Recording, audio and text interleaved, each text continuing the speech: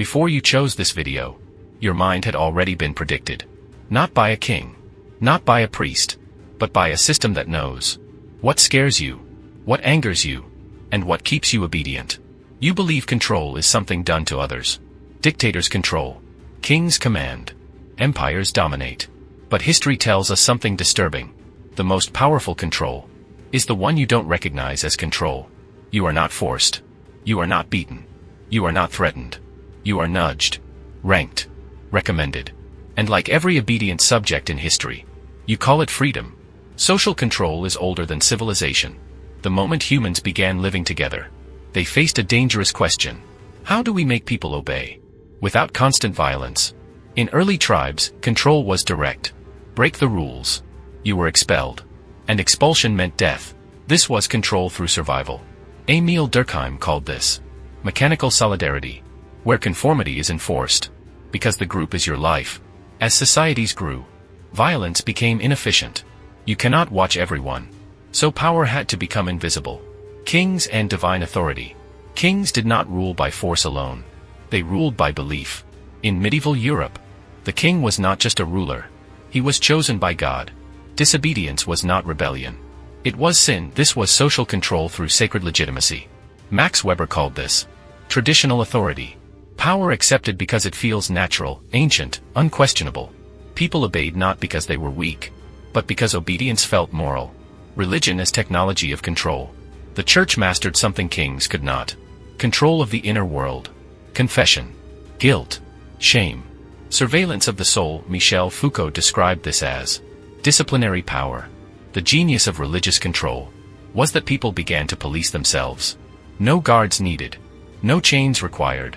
The fear lived inside. The modern shift, from bodies to minds. The Enlightenment promised freedom, rights, reason, individuality. Kings fell. Church power declined. But control did not disappear. It evolved. Coals replaced churches. Timetables replaced sermons. Exams replaced confession. Foucault again. Modern power trains bodies and minds to function efficiently. Obedience became productivity. Capitalism and consumer control. Under capitalism, control changed language. You were no longer a subject. You were a consumer. Freedom meant choice, but only between options designed for you. Karl Marx warned us. When economic systems dominate life, people mistake exploitation for opportunity. Control now worked through desire. You obeyed not because you feared punishment, but because you wanted approval. Algorithms, the new kings. Today, power has no face, no crown, no throne. Only code. Algorithms do not command. They curate. They decide what you see, what you ignore, and what you believe is popular. This is not censorship. It is prioritization. And prioritization shapes reality. Digital panopticon. Foucault imagined the panopticon. A prison where prisoners behave, because they might be watched. Social media perfected it. You perform constantly. You self-censor.